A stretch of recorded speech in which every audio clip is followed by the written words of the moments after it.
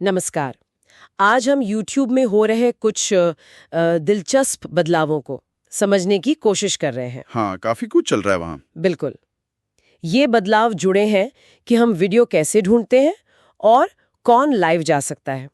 हमारे पास जी न्यूज़ की एक रिपोर्ट है जो इन अपडेट्स पर थोड़ी रोशनी डालती है। अच्छा। तो चलिए इसी जानकारी के आधार पर समझते हैं कि YouTube पर आखिर क्या नया पकड़ा है। दो खास बातें हैं जिन पर ध्यान देना होगा। हाँ, कौन सी? एक तो है नया AI सर्च टूल और दूसरा लाइव स्ट्रीमिंग के लिए उम्र से जुड़े कुछ नए नियम। ओके। AI और एज रिस्ट्रिक्शंस। शुरुआत करते हैं इस AI सर्च कैरोसेल से। सुनने में थोड़ा फैंसी है, पर असल में ये है क्या चीज? ये बेसिकली एक नया तरीका है जिससे YouTube हमें वीडियो ढूंढने में मदद करेगा। मतलब आर्टिफिशियल इंटेलिजेंस का इस्तेमाल करके। अच्छा, तो ये काम कैसे करेगा? तो जब कोई कुछ सर्च करता है ना, तो ये टूल वीडियो के छोटे छोटे प्रीव्यू दिखाता है जिन्हें स्निपेट्स कह रहे हैं। Okay, snippets. हाँ, और साथ में AI से लिखा हुआ एक छोटा सा समरी टाइप का भी। अच्छा, तो मतलब वीडियो देखने से पहले ही अंदाजा लग जाएगा कि उसमें क्या है। एग्जैक्टली। हाँ, इसका सीधा मकसद तो यही लगता है कि सर्च को तेज बनाया जाए और शायद ज्यादा सटीक भी। बिल्कुल। जैसे वो रिपोर्ट में उदाहरण था हवाई के बीच वाला। हाँ, कि अगर कोई हवाई के बेस्ट बीच खोज रहा है तो ये टूल शायद फटाफट बता दे कि अच्छा, स्नॉर्कलिंग के लिए ये वाला बीच बढ़िया है, या ज्वालामुखी देखना है तो वहां जाओ, AI समरी के साथ। हाँ, इससे जानकारी जल्दी मिलेगी। बिल्कुल, लेकिन इसमें एक पेंच है अभी। क्या? फिलहाल ये सिर्फ अमेरिका में है, और वो भी सिर्फ YouTube प्रीमियम वालों के लिए। ओह, अच्छा। तो मतलब अभी ये आम यूजर्स के लिए नहीं है? नहीं, अभी नहीं। लगता है YouTube पहले अपने जो सबसे पक्के यूजर्स है ना, उनके साथ इसे टेस्ट कर रहा है, देख रहा है कि फीडबैक कैसा आता है।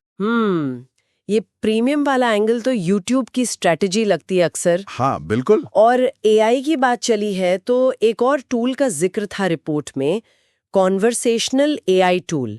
ये तो और भी आगे की चीज लगती है। हाँ, ये तो काफी इंटरेस्टिंग है। कह रहे हैं कि वीडियो देखते देखते ही आप इससे बात कर पाएंगे। मतलब वीडियो चलता रहेगा और हाँ, बिना वीडियो रोके। जैसे वीडियो के बारे में सवाल पूछ लिए, या उसकी समरी जान ली, या फिर मिलते जुलती वीडियोस के सजेशंस मांग लिए। अरे वाह, ये तो मतलब पूरे व्यूइंग एक्सपीरियंस को ही बदल सकता है ना? बिल्कुल। सोचिए कोई ट्यूटोरियल देख रहे हैं और फटाफट कोई स्टेप पूछ लिया, या कोई डॉक्यूमेंट्री है जी, उसके बारे में और जानना है तो वही पूछ लिया। सही बात है। ये फिलहाल कुछ चुनिंदा यूजर्स के साथ टेस्ट हो रहा है, और इसमें कुछ नॉन प्रीमियम वाले भी शामिल हैं, ऐसा रिपोर्ट में था। अच्छा, तो ये शायद जल्दी आम लोगों तक पहुंचेगा। हो सकता है। देखना होगा कि ये असल में कितना कारगर होता है और लोग इसे कैसे इस्तेमाल करते हैं। कहीं ऐसा ना हो कि ये हेल्प करने के बजाय डिस्ट्रैक्ट ज्यादा करने लगे। हाँ, ये भी एक पॉइंट है। असल इस्तेमाल से ही पता चलेगा।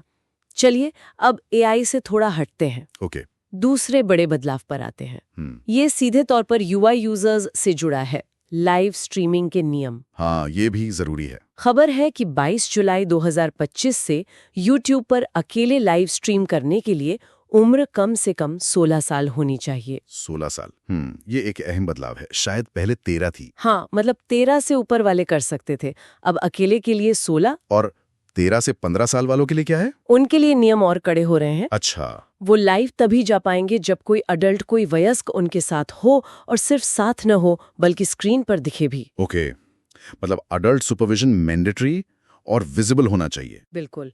पहले ये नियम शायद 13 साल से कम उम्र के बच्चों पर था, अब ये 13 से 15 साल के टीनेजर्स पर भी लागू होगा।